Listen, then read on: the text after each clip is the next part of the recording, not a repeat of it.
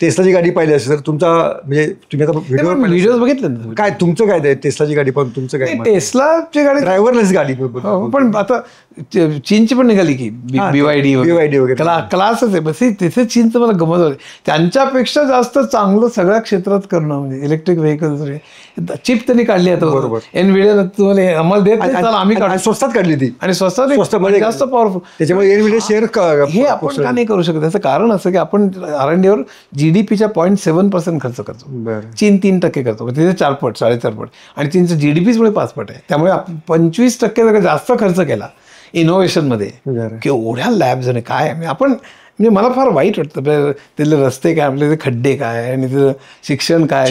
किती वेळा नाही चीनला गेलेलं नाही मी. हो का? त्याचं कारण असं मी युरोपला 100 वेळा, जपानला 37 वेळा, अमेरिकेला वेळेला, पण चीनमध्ये त्यावेळेला रेट नव्हता ना. चीनचं आपल्याला आउटसोर्स होणं शक्य नव्हतं. मला काय जाण्याची अजून इच्छा आहे पण चीनमध्ये गेलेलं नाही मी.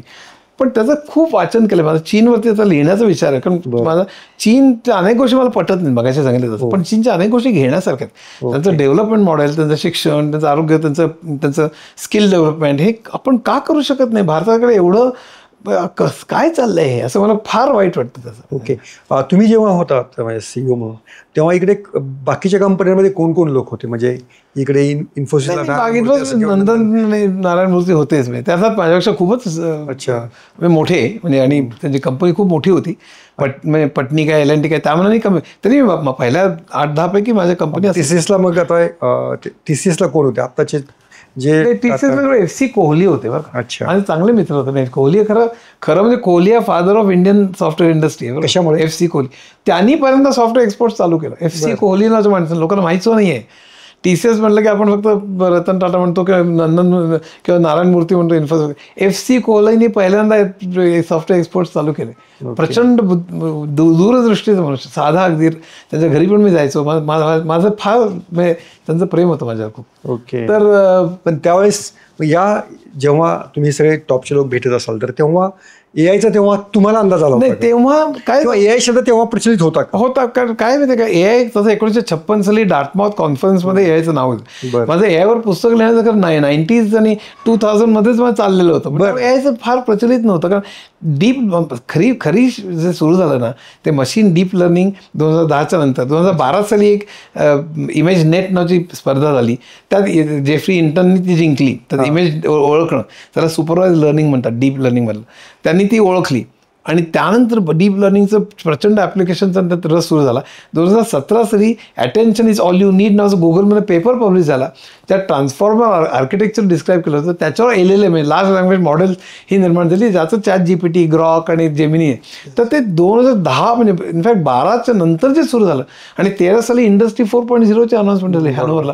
त्याच्यामध्ये AI सगळ्यात प्रॉमिनंट आहे. त्यात मग ऑगमेंटेड अँड व्हर्च्युअल रियालिटी आहे, internet of things, industrial internet of things, 5G, blockchain, cloud computing, असं हे जे सगळ्या टेक्नॉलॉजी, 3D प्रिंटिंग, ह्या सगळ्या मिळून इंडस्ट्री 4.0 आहे. 2017 साली इंडस्ट्री 5.0 पण आलं.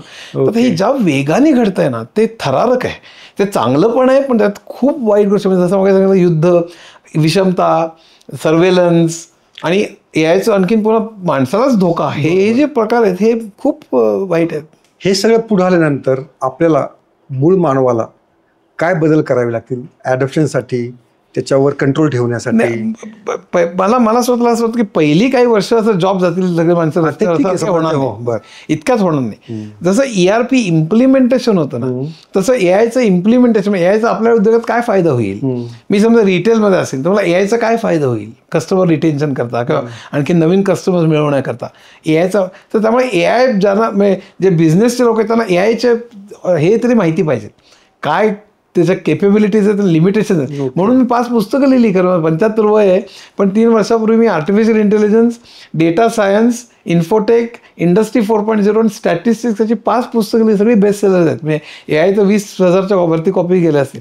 पण लिहिण्याचं कारण असं की ह्यांनी सगळं जग बदलणार मला कळलं. 10वीतल्या मुलाला कळलं पाहिजे मराठीतल्या, म्हणून मी तळमळीने लिहिली सगळं. आता ही नवीन आवृत्ती लगेच काढावी लागेल, इतकं बदललं तुमच्या पुस्तकानंतर AI? हा, सातत्याने ऍड तुम्हाला करावंच लागेल. पण मगाचा मुद्दा जो सांगत होता, पहिला जो काळ आहे तो AI आपल्या उद्योगामध्ये कसा वापर करावा ह्याच्याकरता जाईल. त्यामुळे ताबडतोब नोकऱ्या जाणार नाही. पण पुढच्या 5-10 वर्षानंतर काय होईल हे मग सांग. कारण बऱ्याच जॉब आता सांगितलं तसं रोबोट्सचं शिकायला लागले करायचं होतं काय बी, पण त्यामध्ये पण इकॉनॉमिक्स आहे, त्यामध्ये पुन्हा कोण करू शकेल, आणि या सगळ्यामध्ये की सामान्य माणसाचं काय आहे मला सगळ्यात महत्वाचा मुद्दा खरं तर तो आहे.